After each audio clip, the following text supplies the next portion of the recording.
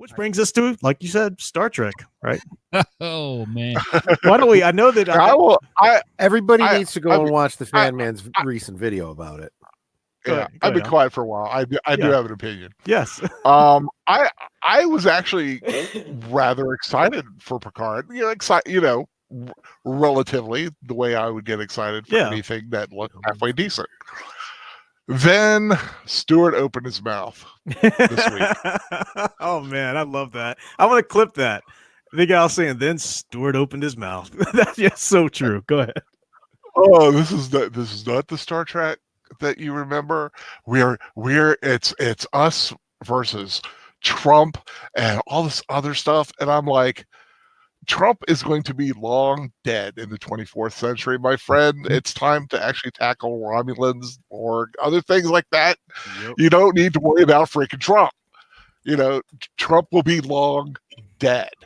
And it's like, stop bringing up your politics and saying, well, this is what the show's going to be, and then relate it to something political.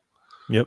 And that's what that literally just took the wind, any wind I had in the sails for Picard. Boom.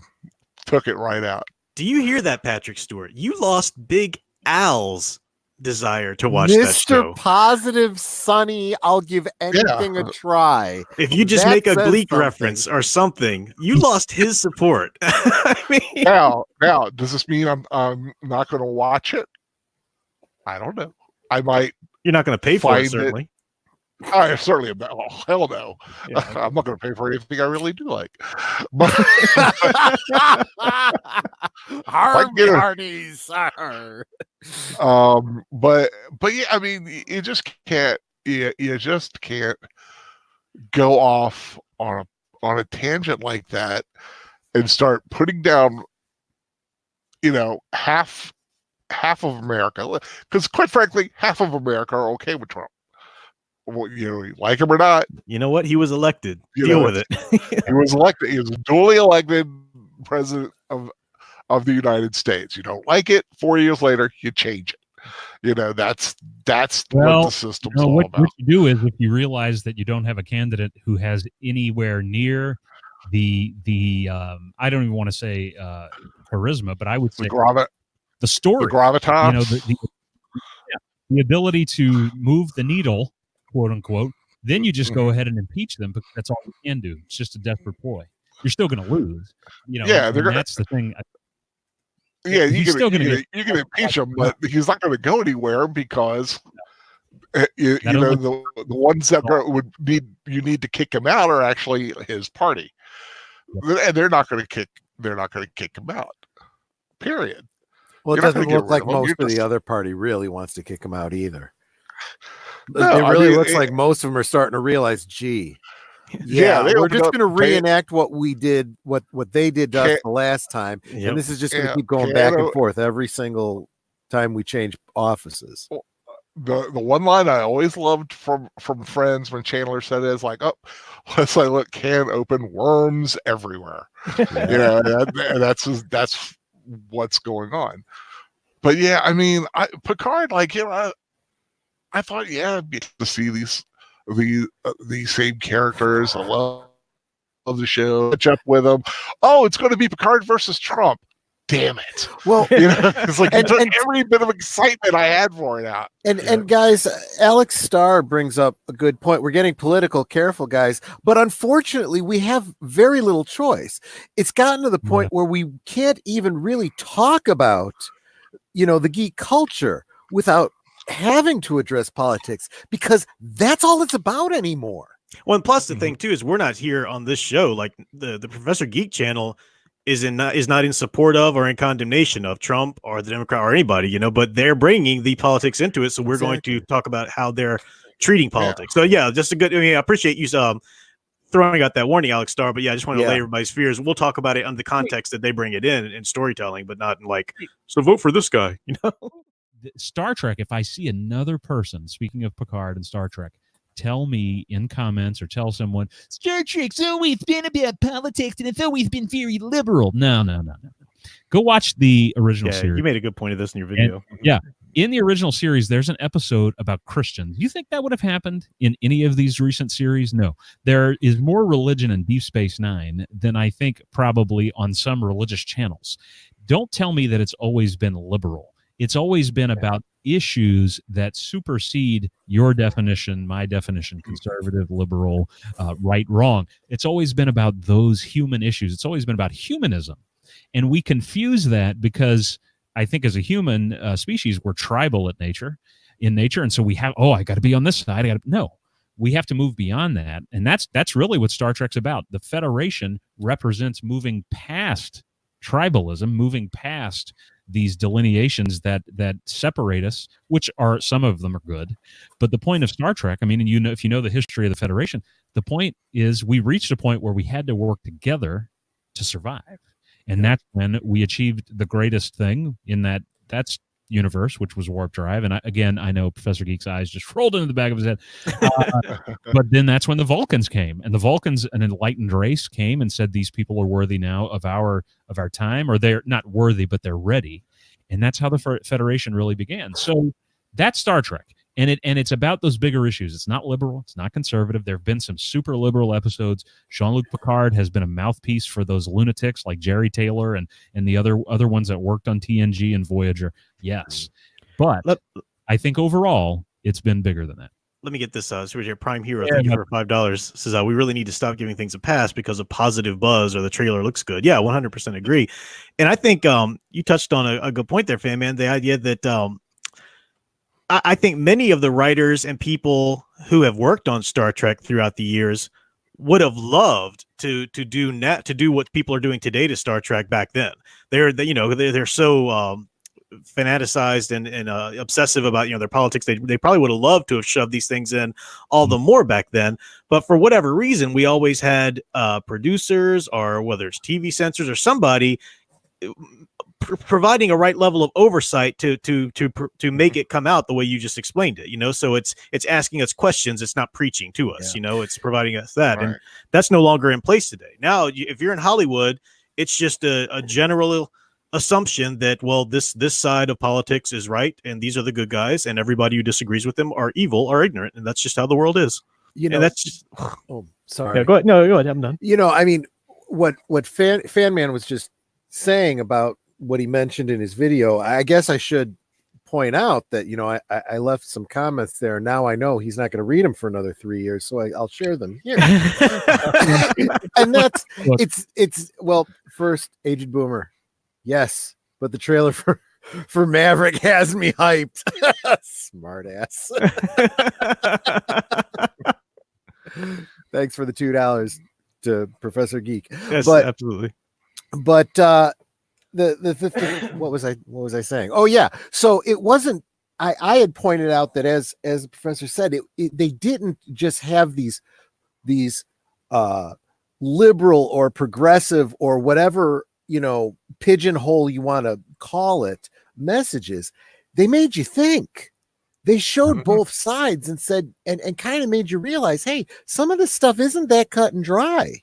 Exactly. Kind of try and take a look at it from the other side. And yes, there is some morality, there is something, but at the same time, you can understand where the other side comes from. And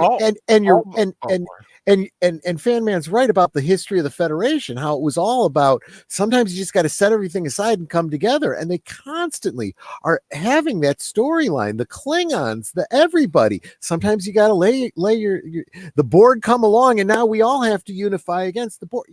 I mean, that unity being important. But you're absolutely right. Nowadays, there is no such thing as the others. The other side is absolutely evil, and we assume everyone agrees with that. Therefore, you get what you get from Star Trek Discovery, Picard, Dr. Woke, and every other thing that they're starting to put out there, because there is this assumption that everyone agrees that it's perfectly acceptable to, sacrifice children to win awards. Everyone agrees with that. Everybody cheered when I said it. Let me Troy said something interesting here. I want to get Al's, what you were saying up the tube for a second there, weren't you? Or we're talking about the old days of the original Trek, and Troy made a good point by saying the episodes back then made you think.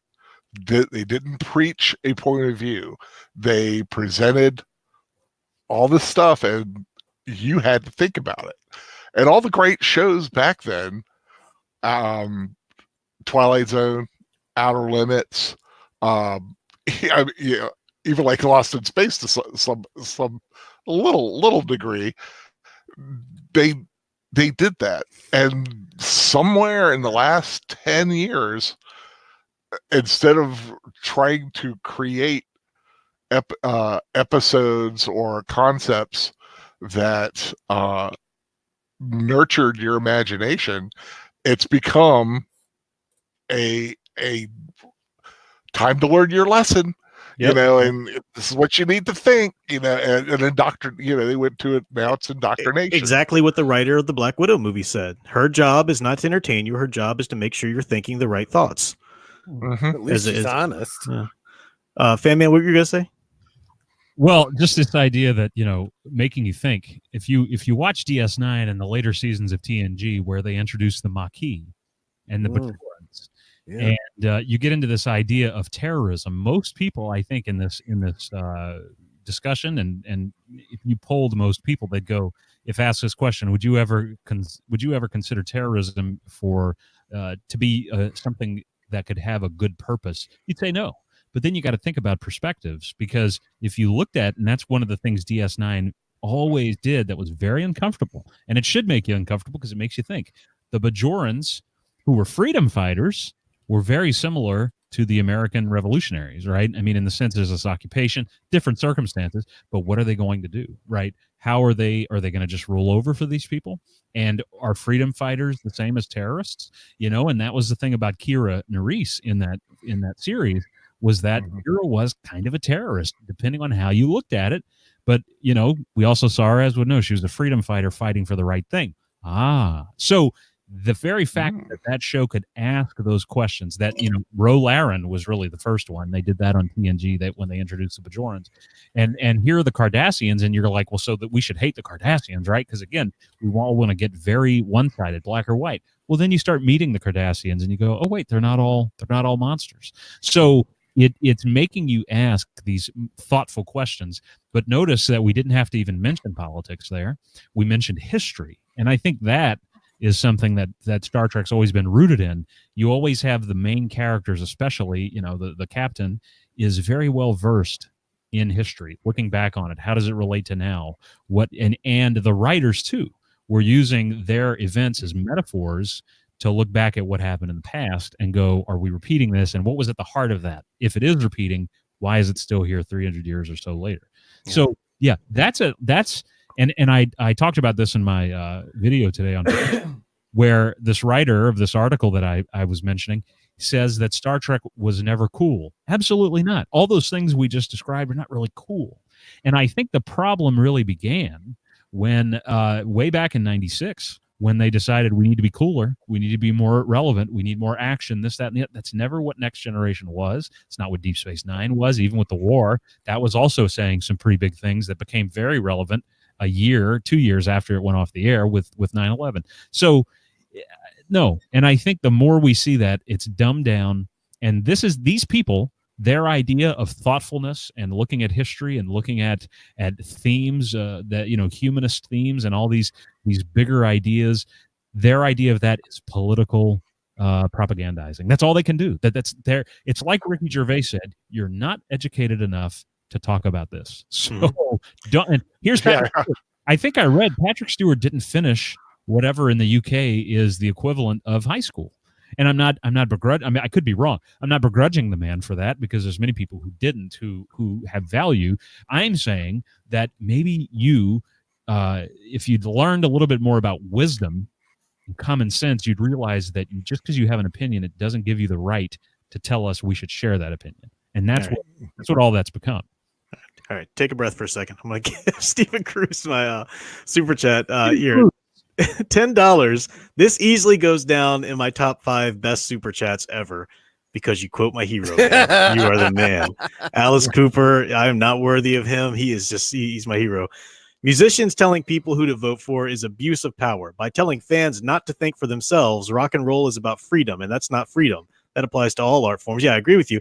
And the cool thing about Alice Cooper, man, I just love that guy, is he's always thought this way back in the day when he's like Mr. Alcoholic, sex, drugs, and rock and roll, even to today when he's Mr. Evangelical Christian now. Because a lot of people don't realize that he converted in the 90s to evangelical Christianity, yet still continued his stage show and everything like he does, because he says, that's my religion, but I'm not going to turn around and make my career now preaching to people. He's like, I'm here to entertain. I'm an entertainer. I'll present some ideas and thoughtful questions or whatever, but he's always been like that. Even before, when he was just that young, crazy performing artist, the media was always like, well, what kind of political statement are you trying to make with the blood and the snakes and the baby dolls? He's like, that you should come to my show and have a good time.